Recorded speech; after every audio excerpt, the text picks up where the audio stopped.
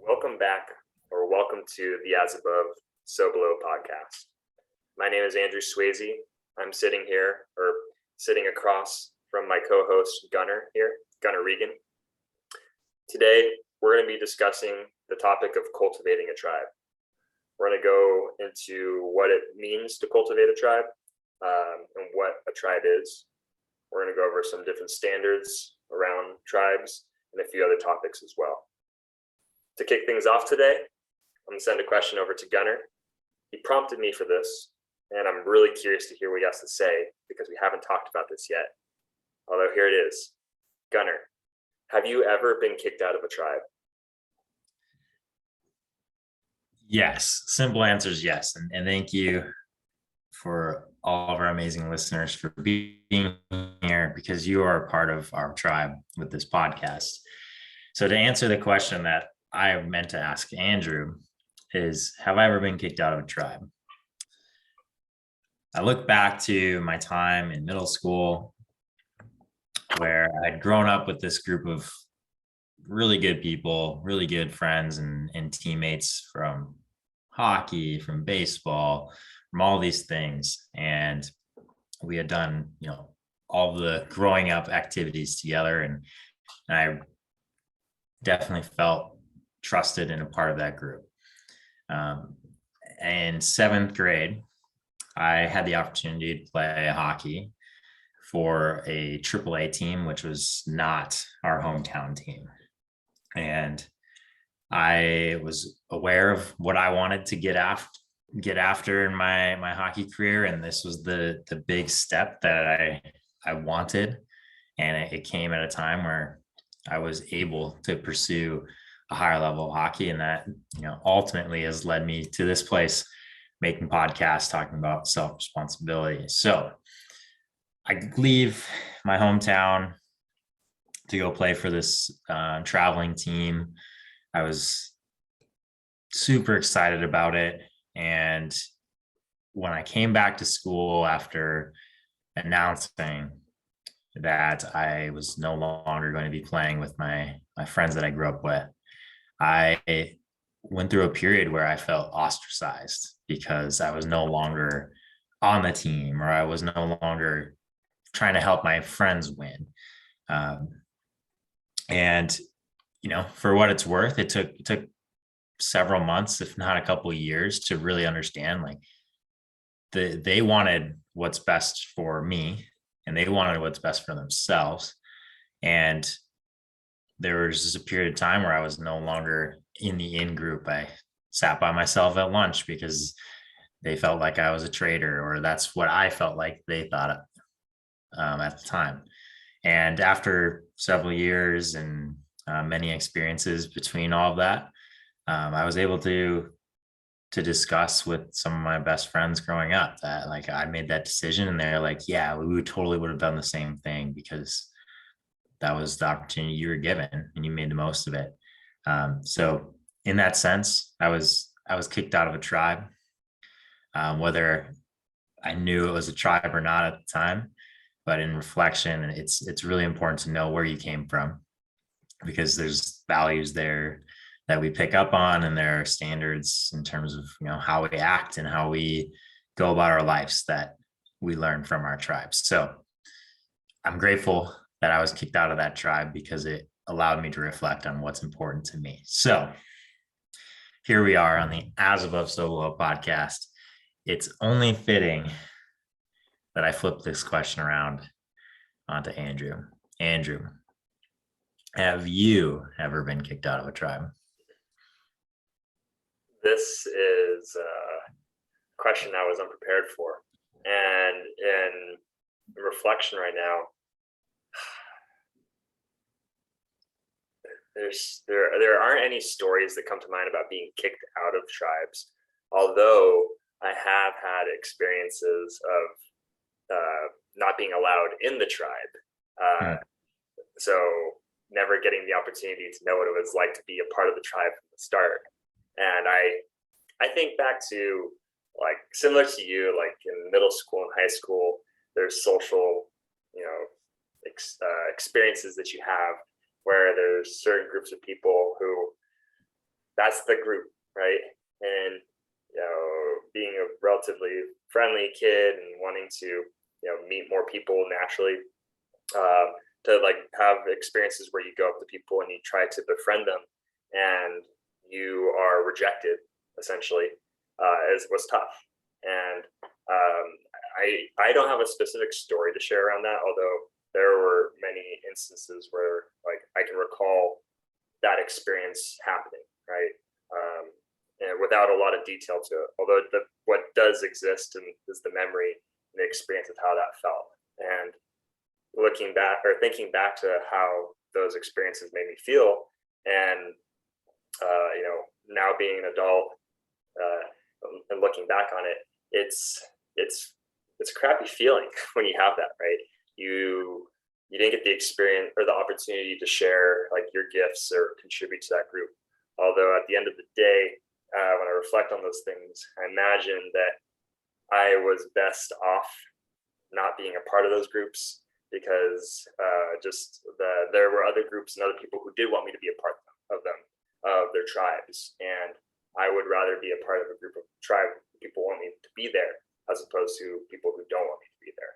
And you could say that I wouldn't be a part of the tribe if they didn't want me to be there. So that's my experience of that, and it's not as a detailed of a story as yours, Gunnar, but there is the experience and the feeling associated with that.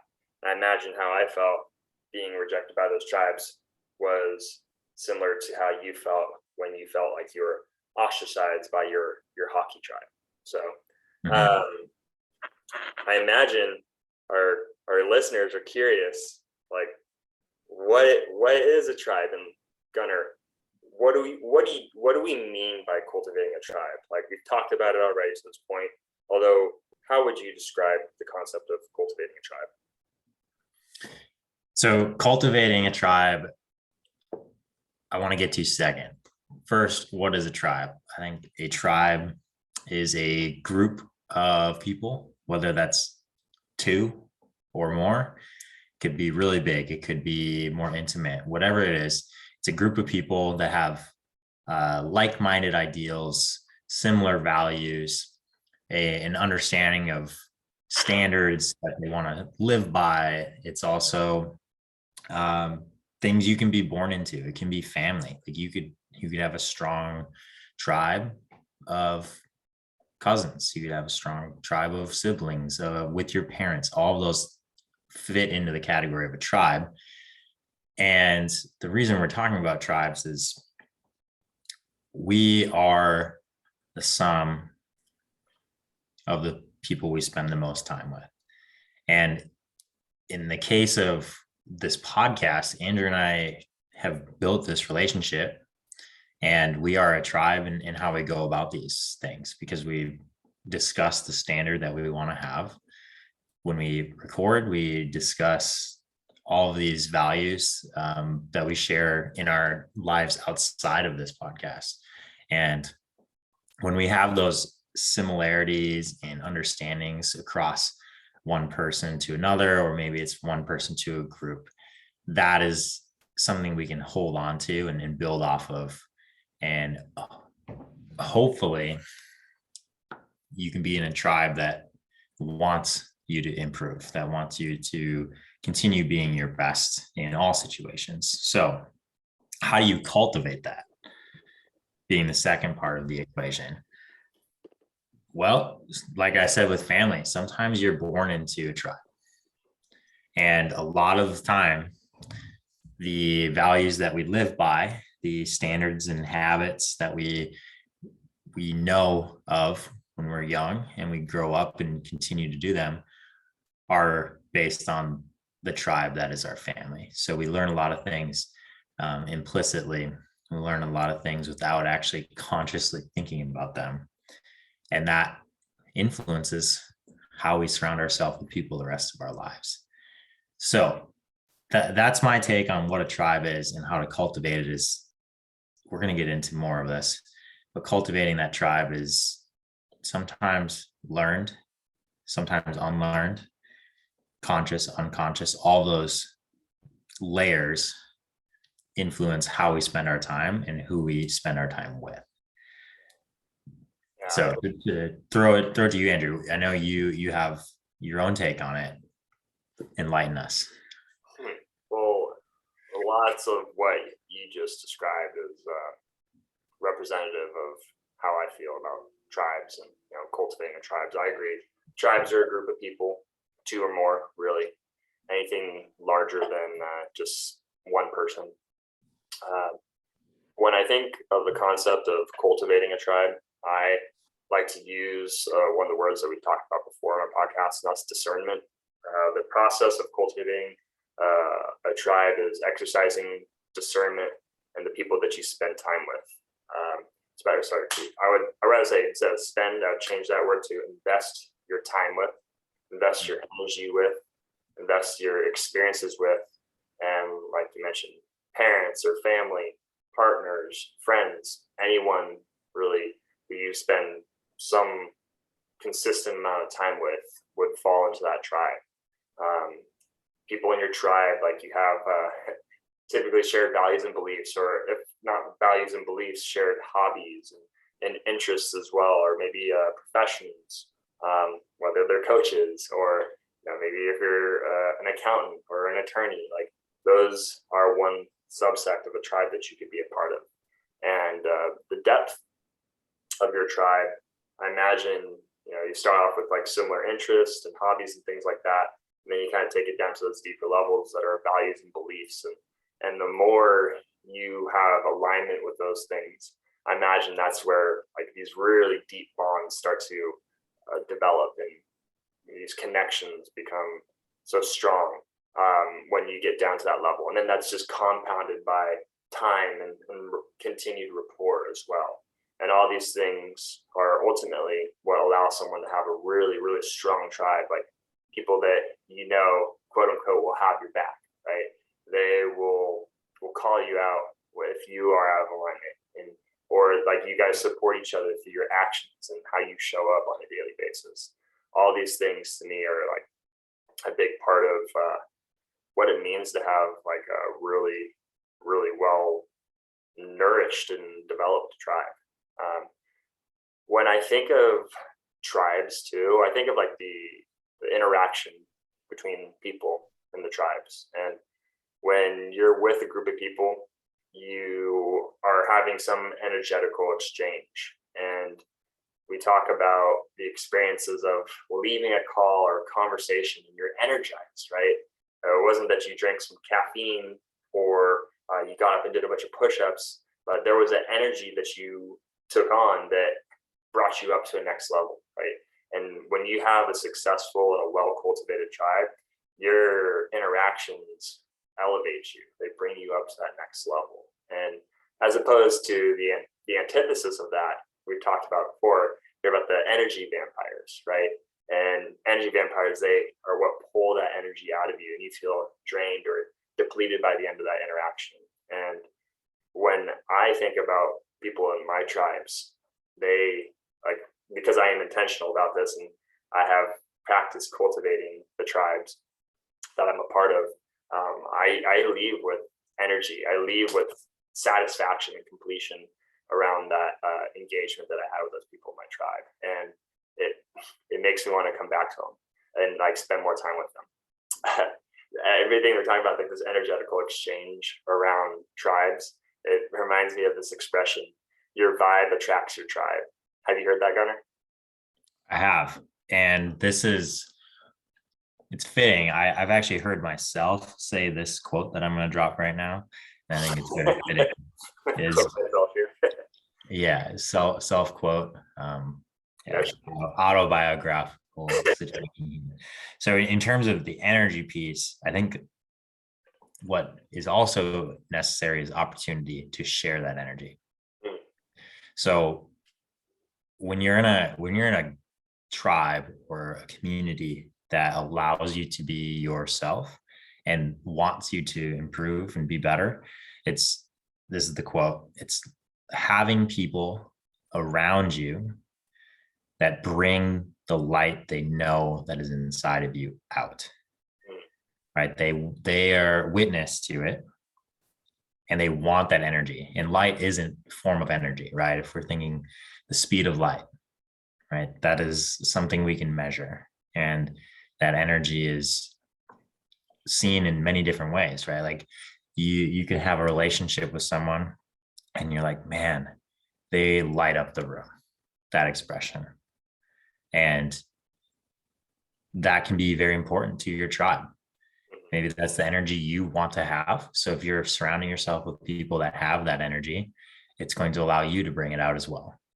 And putting yourself in these situations, these relationships is the opportunity. And then how do we show up with the energy that we want? I'm curious for you. Do you feel that the tribes you're currently a part of, and if you want to name them, I would love that. The tribes that you're currently a part of, do you feel as though it is a shared energy and opportunity, or do you feel that it may be more one-sided? Like there's a specific focal point or leader in a tribe that allows the energy to grow?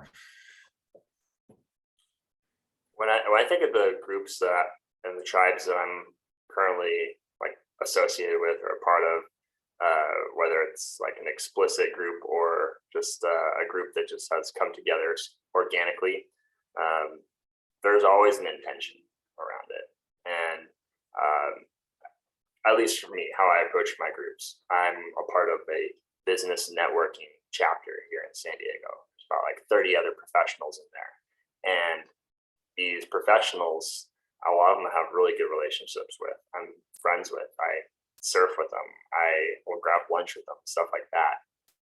With that being said, we know the reason why we come together on a weekly basis. It's to refer business to each other. They're our business referral partners. And that is the primary intention of that tribe. And there's all these ancillary benefits to that tribe, or being a part of that tribe, that span common interests and whatnot. Although I go into that tribe with that intention and that purpose, and that's what I show up there for. And anything else outside of that is icing on the cake per se. So that's an example of one tribe I'm part of, and it's a little different than say like a group of friends, right? I have a group of friends that I surf with on a regular basis, and there's constant text going into this thread where we're, hey, you guys want to go out tomorrow? Oh, can I go out to this day? Can you go out the next day? There's always a conversation being said, like, when's the next surf session going on, right? And a lot of these people are new relationships in my life. Some of them are old, but a lot of them are new relationships. And the central point of that group right there, at least with the intention of that messaging platform that we have, that thread that we have, is to come together and surf on a regular basis. And because we have different beliefs and religions or races or whatever, although we show up with the intention of surfing and getting better at surfing, there isn't an explicit conversation saying like the reason why we show up is this, like I do for my business referral chapter, although that is the result of that group. And there is a deepening friendship with all those people in that group as well, which is, can potentially transcend what the initial purpose of the group is. So those are a couple of examples for me. I'm very conscious of the people I spend time with. That's something I've been thinking a lot about, more so recently. And a lot of it is influenced by how I want to show up in the world. And I know that my tribe is, that was the expression, like you are the product, like we said it earlier, the product of the 5 closest people you spend time with. We understand that in our brains, we have mirror neurons. We pick up little subtle things around the people we spend the most amount of time with. The easiest example is culture, right? And language. And you grow up on the East Coast in New York, you develop a certain tone to your voice that is reminiscent of the people in that area, right? You grow up in Southern California, there's a different tone to your voice. And if you even take that out as far as culture too, the culture perhaps in the Midwest is different than a lot of the culture on the West Coast. You even say that with the country as well. Like America, we have a certain culture in America as opposed to, say, somewhere in Asia or Middle Eastern countries as well. So like that is kind of like a way that I think about tribes, and the fact that your surroundings are really influential on who you want to be. So coming back to the idea of cultivating a tribe, when I placed more of my awareness and my intention around the time or the people I spend time with, my life has changed. I've noticed it in the past month myself, and the way I think is a little different. The way I act is a little different, and I'm showing up in ways that are more in alignment with the values and the beliefs that I have for myself. And that's just a personal experience as of recently. How about you, Gunnar? That's yeah. Thank you. Yeah. So the tribes that I am part of and want to participate in are very similar to what you're saying. It's like there's intentionality behind what we do. There's a purpose to where we're going as a group. And what really sticks out for me is understanding each person that may be a part of a tribe. So in the training situation that I'm a part of, there's definitely alpha people, there's definitely leaders, and they determine where we go most of the time because they've done it really, really well, and they're now letting me and other people into that situation, right? They trust us, so there's a mutual understanding there. You said there's an energy and there's a standard that is set in that environment, in that tribe, right? And to become a part of that tribe, you have to come in and reflect that, and basically become part of that. Yeah, absolutely. And for me, reaching the point in this training environment here in Nashville is I had to put myself out there and be vulnerable to being told no, that I can't be a part of it. And what that looks like for me is I showed up and I know that I want to be coachable. And how do I practice that? Is I ask questions and listen.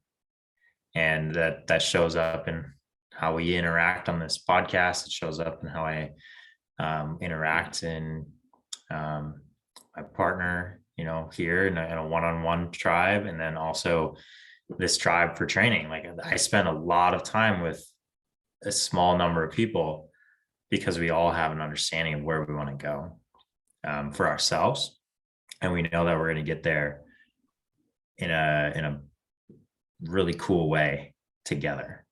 And what that kind of reflects back on is, yes, we all have this energy that we can bring, and it's up to every person to lead themselves with the energy that is going to be necessary to reach the goals and wants that we have. So in that, I'm a firm believer that every person in a tribe that has a solid foundation, every person is a leader in their own way. Because if someone is unable to show up with the energy, and this could be in a friend relationship, right? If someone's not reciprocating the energy that you're putting into it, then that tribe feels really one-sided. And to go back to the question, like, are you sharing in this relationship? It may never be equal, and that's okay, because each person that I interact with on a daily basis has their own extremely powerful qualities that are different than mine, that are different than another person.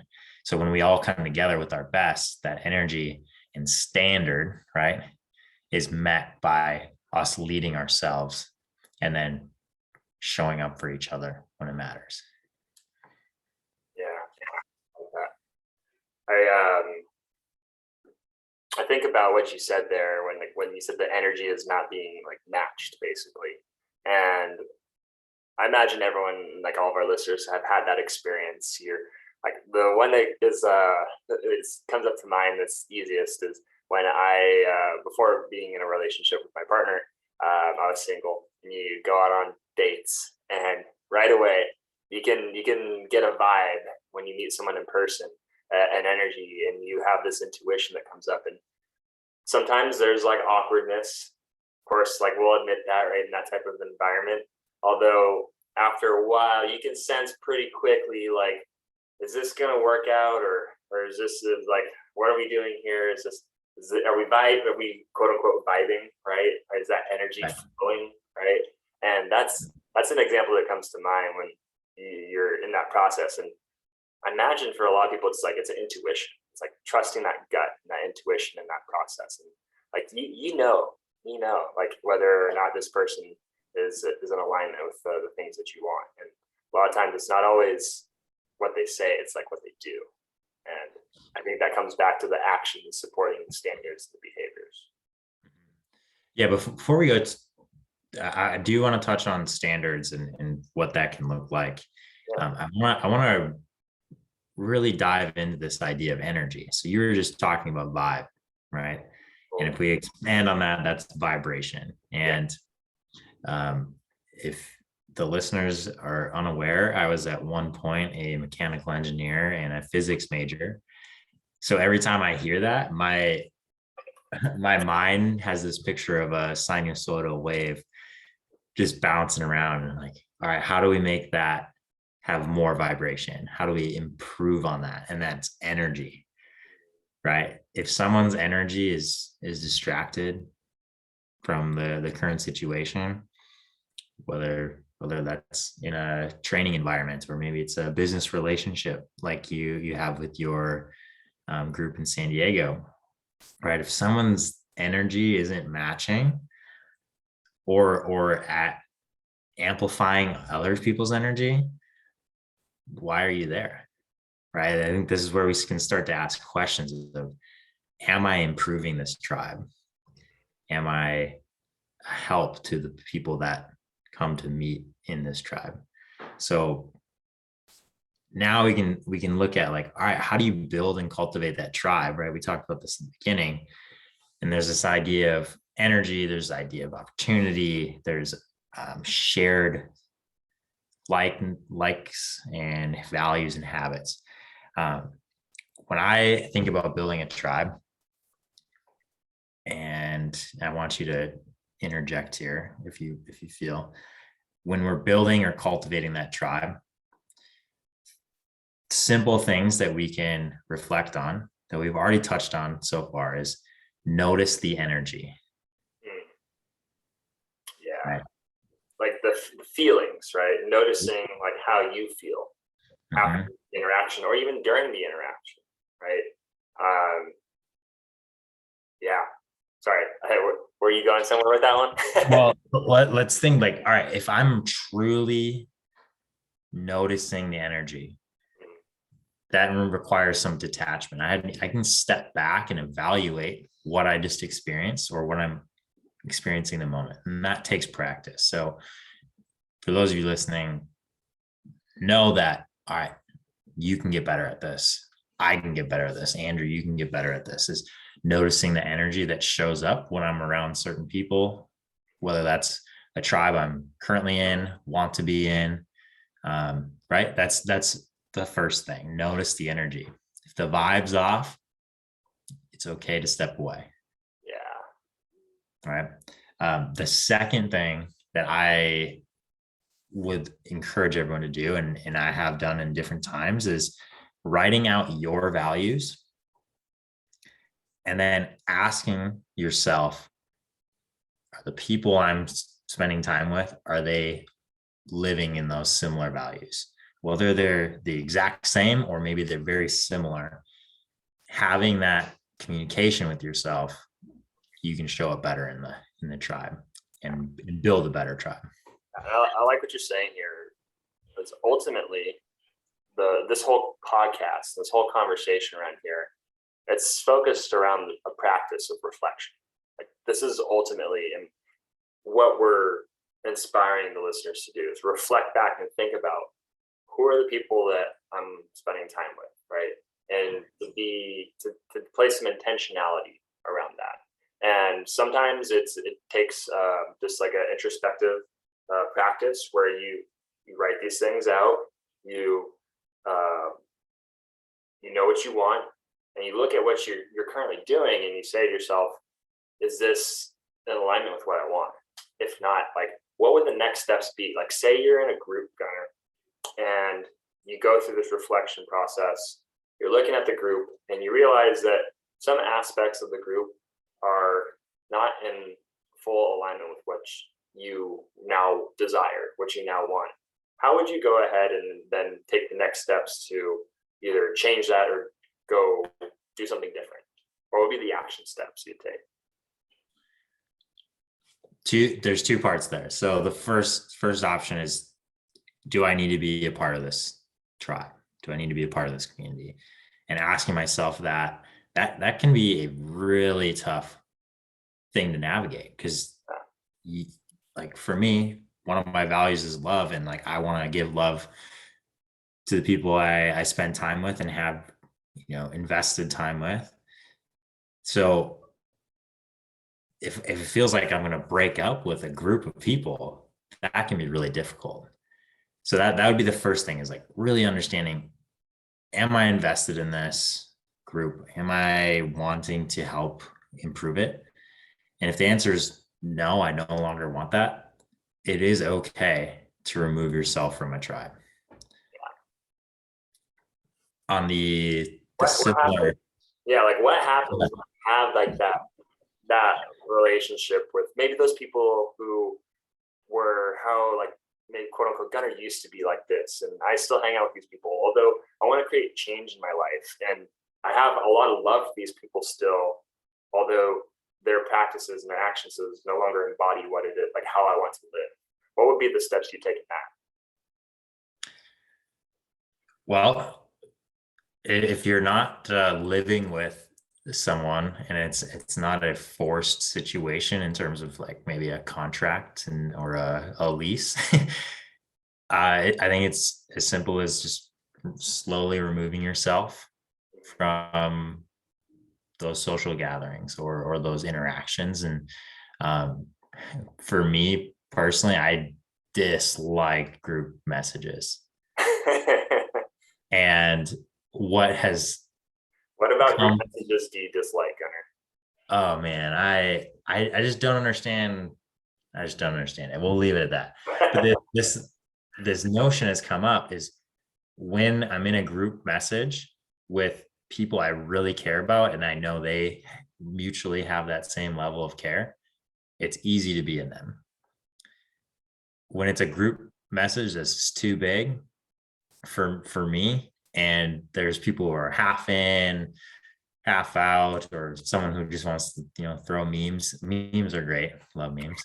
But it, like at some point, it's like, this doesn't fit with my values and how I want to spend my time. Right. Sure. So that's the group text rant. Yeah. It becomes a distraction, I imagine, right? It distracts, like we place intention around your devices and how we use them, and to have something that's constantly like coming up and a messaging that's so direct as text, like that's very distracting. I get it 100% what you're saying. Mm-hmm. Right. So the other idea there is like, all right, what I get out of a situation is have a conversation. Yeah. Whether that's with the entire tribe, or maybe it's with one person that you relate to, and be like, hey, I'm not feeling supported, or I don't feel like I'm getting back what I'm putting into this group. Yeah. That conversation is difficult. Maybe you have a little anxiety around it, and that's okay. Yeah. It's challenging to be a part of a group and they have to leave. Yeah, for sure. We'll get to leave. Yeah. I imagine, so for me, and asking my question to you, part of it was I was curious to hear your thoughts. I imagine in these conversations you're either having with the group or the someone in a one-on-one fashion is you're stating your desires. You're stating what it is that you want, and noticing that the group no longer like is out of alignment with your desires and the things that you want. And I imagine just like in a relationship, you have to communicate with your partner, right? You have to communicate your desires, and it's important to be acknowledged for those things, and at the same time to as long as those desires continue to stay in alignment with who you are as an individual, like do your best as a partner in that tribe, quote unquote, to support the other individual. And I imagine if you're in a tribe and you put out your desires, your intentions, and there is no longer support being given, or your desires are not being acknowledged, like that's part of in my opinion, like where you're warranted to step away from the group or step away from the tribe and say, hey, like I've put myself out there, I've stated what it is I want, my desires are not being met, like this is part of why I'm going to no longer be a part of this group. And I imagine that's a very uncomfortable conversation to have. Yet, if you're doing that, I imagine you're someone who cares about growing, who wants to grow, and what's the age-old expression? One door closes, another one opens, right? It gives you the bandwidth and the space to take on something new, something that supports you and your desires. And that's something that is a practice, right? And you work on it. When you have love for those people in your tribe, that's part of what makes it so difficult, because you care about them.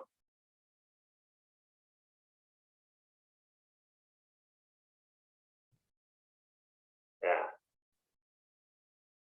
Anything you like to add? Definitely. Yeah.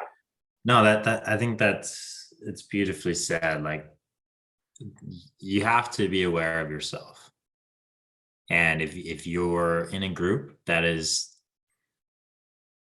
unfulfilling, if you're in a tribe that doesn't support what you believe in and what you want, it is okay to leave. You have permission to speak up, say what you want, and make decisions for yourself, knowing that you can find a new tribe, which I want to get into here. Is, how do you reach out and find a new tribe? How do you approach people who have the qualities that you want to be around?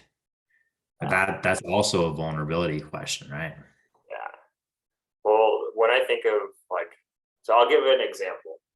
For me, in my mid-20s, I identified as being a weightlifter. That was something that was important to me. It was in alignment with my desires of competition, and within that identity, I became a part of a tribe that at the gym, right? People who you lift weights with. And I developed a lot of really good relationships there. And a lot of them I still am in contact with. And the ones who I'm not in contact with, it's just life, right? Like you grow in different directions, and no ill will. It's just, hey, like that's life, right? Although for me, there was an identity shift that was going on. I knew that I looked at myself as a competitor, and that was something that I embraced and embodied. And I was in my training career, and I was ready to embody the identity of being a coach and being a full-time coach. I imagine you toy this line very well, Gunnar. Like you are an athlete and you are a coach, right? And for me, I felt for me to show up as my best self as a coach, that I wanted to go all in on that. And as I started to shift into this new identity as a coach, I noticed that impacted my tribe, right?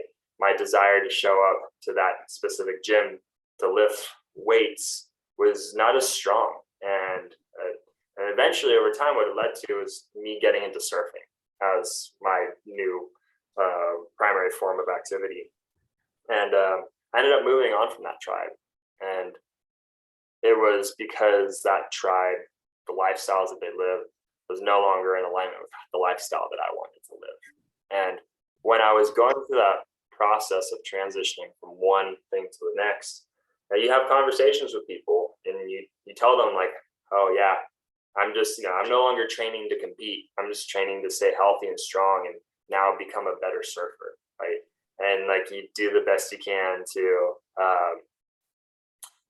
share that with people so they can understand. And it's like, okay, like Andrew's not just showing up here to lift as much weight as he possibly can anymore. He's showing up to be healthy, right? And competition and health are not always they're not synonymous with each other, right?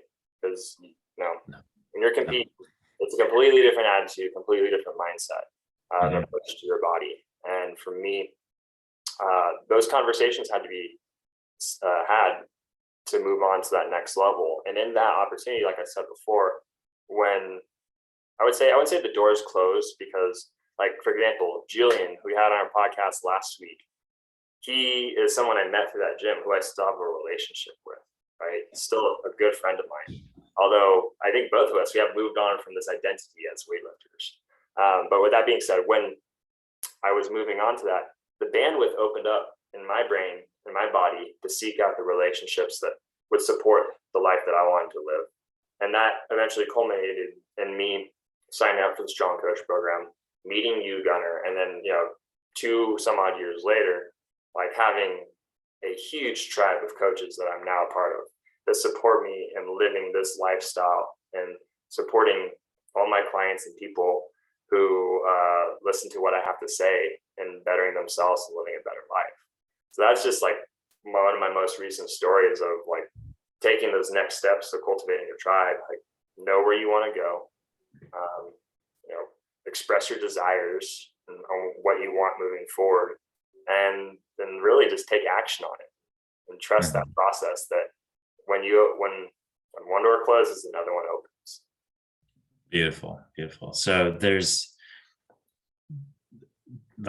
has to be a personal choice to be a part of a tribe. And yeah, whether it's in the fitness space, being a part of a specific gym, right? A lot of times that is overlooked in terms of like, oh, this is just a place where I work out and do that. But you're spending time around people, whether you're actually talking to them or maybe you're talking to them all the time. Those relationships matter. And that's where we can come back to is like, all right, I'm spending time with these people. Am I spending time with these people just because of one thing that we do? Or am I spending time with these people because we share similar ideas and values? That's super valuable to ask yourself, to reflect on that. Is this a tribe that brings me to my best? And am I helping others reach that as well? And as a coach, I love how you mentioned that is you were able to go fully into being a coach.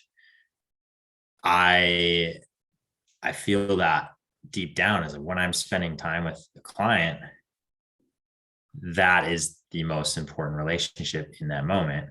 That's a very bold statement, I recognize. But the intention there is, all right, I'm going to give my best to this person because they value me as a person and as coach. I value what they can become. And when that's reciprocated and that's understood, things happen for really good reasons. And like you're saying, like you chose to close the door on your weightlifting career and all of these new opportunities appeared, right? Like it's that energy that gets transferred. So tribes are valuable because it allows us to see ourselves in others. And it also allows us to ask ourselves, am I being my best because I'm witnessing someone else do great things? Yeah. When you say about when you talk about like the one door closing, another one opening, makes me think of something I heard recently. It's talking about like creating, we talk about this too, like creating the life that you want to live, right? And when you now know that like there's something that you don't want, it opens up space for figuring out the things that you do want. And in the brain, like that's part of your uh, I had it. It's something Reticular activating system. Exactly. Yes, the reticular activating system. And when that process of new doors and new opportunities presenting ourselves, or when they present themselves for us, and we've taken the time to know what it is that we want, that reticular activating system fires up, and all those possibilities and all those opportunities that are now presenting themselves, they're there because you've created it, right? And it's through that process of creation, taking that self-responsibility for yourself, that you are now going to find yourself in new situations with new opportunities and new people and new tribes. So that's what comes to mind.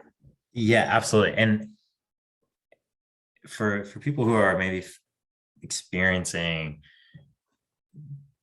challenge in, is this the right tribe for me, or do I need to find a new one, right? Like having that space in their life. What I want everyone to do is have a conversation, right? As simple as just being curious and asking questions, because I'm a firm optimist on this, that every person has something that can help someone else. Whether they know it at this moment or not, we have to go through experiences to figure out what that is, what those in superpowers that everyone has, right? Like for you, it's showing up for your clients and being present and using all of your background knowledge to help someone be healthy and like experience life to a new level. Yeah. When you talk about, like you mentioned, kind of like listening, and it made me think about listening to learn rather than listening to be right. That made me think about something else that was important, in my opinion, in like tribes and cultivating your tribes. And that's the, like, kind of playing devil's advocate here, is just to be also aware of like being caught in an echo chamber of thoughts and ideas that only support things that you want to hear too, right? And we see how our world is full of a lot of that. Like we talk about a tribe, but we're talking about it in a positive context here. Less of like tribalism, right? Where people are like, this is our side, that is your side. And it's become this like politicized issue. And something to like keep in mind here when we're talking about tribes too, is that this is about supporting, or people supporting you in your growth to become better, right? That's what ultimately like a good tribe is going to help you do, as opposed to like just surrounding people who only express the same opinions and ideas as you. Remember, to grow, you have to be able to listen, to learn, not just listen to be right. And that's something that I think is important to call out here in this conversation, because, like this is a horrible example here. Right? If someone who was part of like a group of people who hated other people, right? Let's say a Nazi, right? For the easiest example, they might think in their minds like, oh, Andrew and Gunnar are saying go hang out with more Nazis, right? You think only in that sense, in that type of way of thinking, right? And they're only closed off to that. But like, that's not really what we're saying here. Would you agree? We're saying is like, yeah, This is definitely a direction I did not think about, but it's very important that we touch on. If you're in any group, any tribe, continually ask questions. Is this right? I'll use an example. Like as we're recording, I just saw a small group text pop up, and it's with my two best friends. And the reason we're best friends, and we have been for over a decade, is we call each other out constantly, and in a sometimes very serious manner, and other times in a playful manner, right? Like we don't believe the same things all the time. We question each other on our beliefs and want each other to be even stronger in that, right? Like, all right, if there's holes in our arguments, they're going to get blasted. Yeah, for sure. And that it makes us all better communicators. It makes us more consistent with ourselves and how we think. And that small, like two best friends, all three of us, just nothing gets past us, and that's really important in that tribe. Yeah, sounds like you have like a checks and balances set up there with that group of friends. Yeah, absolutely. And we all have similar interests, and at the same time we all have very different careers and different places in life. But I imagine the intention of that group of friends is to support each other so you can all become your best self, like versions of yourselves. Yeah, 100% accurate. So yeah, we all want each other to be successful in relationships, in careers, whatever it looks like. Go for it and go fully in, and we support each other for that. Whether that's my friend who has a jujitsu and skydiving hobby, or it's my other friend who is in politics. Like, go be the best you can be in all those things. Yeah, I'm going to do that as well for myself, and that energy I get from them is really important, because one, I know I'm going to get called out if I'm not doing what I want and what I've told them I'm going to do. So that's the integrity value. Yeah. And then the curiosity is, hey, I heard you say this, or I heard you explain this. What did you mean? Yeah.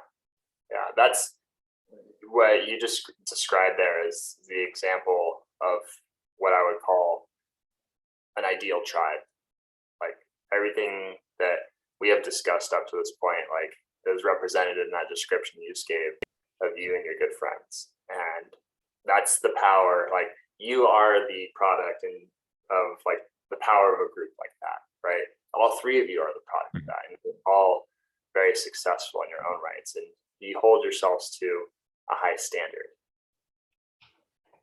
Yeah, absolutely. Yeah, the standard, right?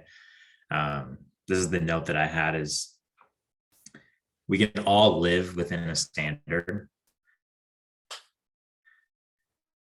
and what that means is we have to lead ourselves. And we've touched on that a few times today. And a standard also leads to consistency.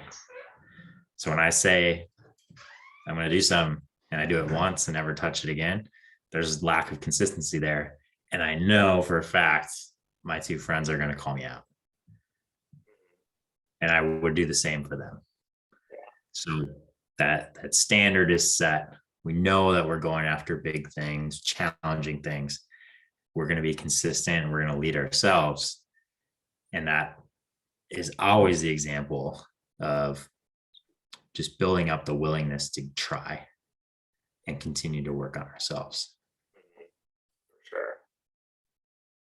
Yeah, that's it can be an uncomfortable process sometimes, although that discomfort yields better versions of ourselves. Yeah, and I think we're really opening up a really nice conversation. So for the people who are listening, please give us feedback on what your takes are on and what a tribe is, and how you built tribes, or maybe how you've left tribes that didn't work out or didn't feel right. These are all really important things. I do want to touch on this, Andrew, is like, if we can kind of wrap our entire experience with tribes, is what is the first tribe you remember being a part of? Ooh. First tribe. I'd say it's like a little league baseball team. that was one of the examples I had too. I'm thinking, yeah, for sure, sports. Having to really pull back the layers and go deep into memory to reflect on. Well, one of the first try, like even prior to like playing sports, one of my best friends, I'm still friends with to this day. We became friends at the age of 4. We lived on the same street, and there have been like this, like that tribe has been constant since then. And there have been people who've come and gone through that tribe, but like really we're brothers at this point. That would be like the earliest. Like outside of just two individuals, like a larger group, it has to be when I first started playing rec sports. The one that sticks out the most is a little league baseball team for the Cubbies. Yeah.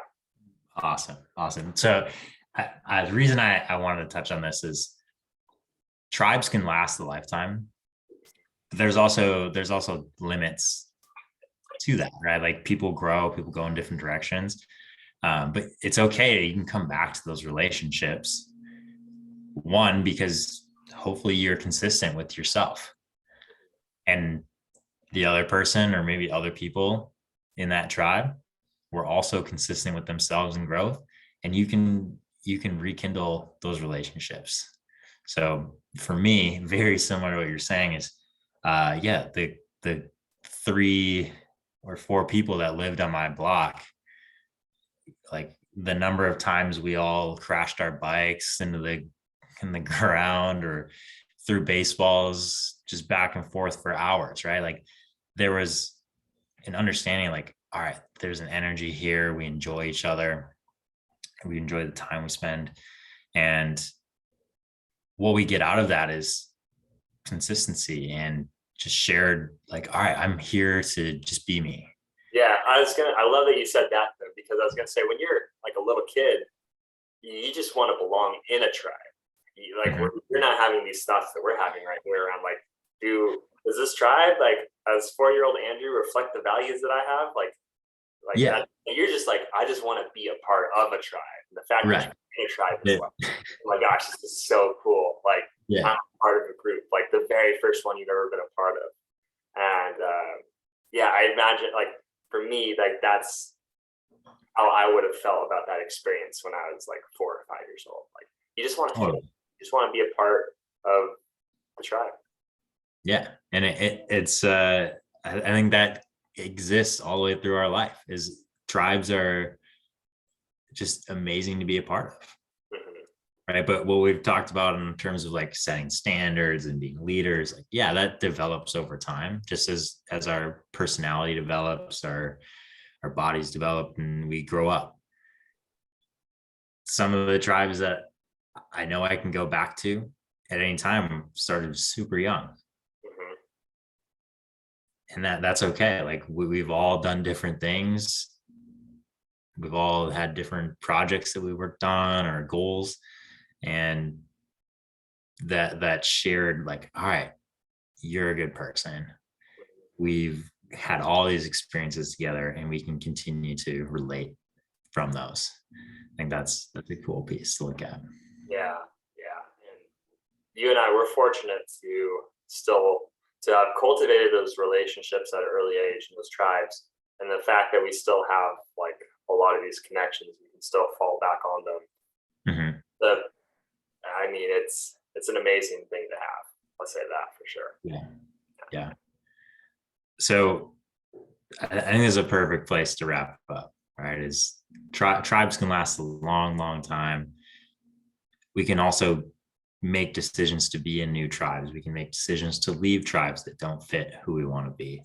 And a lot of that comes back to self-responsibility, if not all. So in terms of what we've touched on today, have people around you that bring the light out of you and they believe that there's light there. And that energy, like you were touching on, we gotta, to quote Dumb and Dumber, I'm just gonna stay by the bar and put up the vibe. and that's it right there. Like, all right, I have an energy that I bring to every situation. Is that energy helping the people I spend time with, invest my time with? And that can be one other person. It could be a big group, right? If we can believe in ourselves, we can show up and give our best. Our tribes will be stronger. Our tribes will be happier and better for it. Yes, I'm just still laughing at the fact that you just quoted Dumb and Dumber. I can quote it again if you want. It was like perfect. It was the perfect quote. I have nothing to add. You have nothing to add. Okay. Well, with that, we appreciate every one of our listeners. We love you guys. And if you have topics that you'd like to hear on, or maybe topics that we've touched on in the past that you want to know more about, let us know. Also, if you listen to our last episode with our friend Julian, who's now part of the As Above, So Below tribe, let us know how you like that one, because we were really excited to have a guest on and we're looking forward to it in the future. If you're listening to this and you want to be a guest, you have something to talk about, let us know and we'll figure it out. Definitely. I echo everything you just said there. Where can they find you, Gunnar?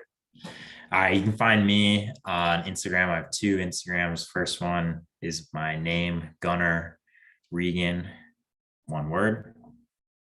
Second one is Animus Coach. If you want to find out more about my coaching and what I'm doing in terms of mental skills and mindset work for athletes and everyday people, because our mind is our biggest asset. So if you want to invest in that, Animus Coach on Instagram is where you can find me. Andrew, where are you? You can find me at andrew.swasey on Instagram. That's my personal handle. If you have been listening, you'll notice that my handles have changed. So my personal handle, like I said, andrew.swasey. My business handle is now Swasey_fitness. If you're in the San Diego area and are looking to do some in-person strength and movement training, I offer that out of my studio here. Although I am currently opening and accepting clients who would like to work in a remote fashion as well. So I'm opening up my offers as a coach to the virtual world or the online world, in addition to the in-person world, if anyone is interested. Yeah, not the metaverse, but just the online Web 2. I have no idea what that means, but I'm just going to put it out there. Isn't that Web 3.0? There is, but I don't know if we're a part of it yet. Oh, gotcha. I don't know. I don't know enough to live in that space, but maybe I need to find a tribe that knows something. All right. Thank you, listeners. As Above, So Below podcast. We appreciate you. Thank you. And peace.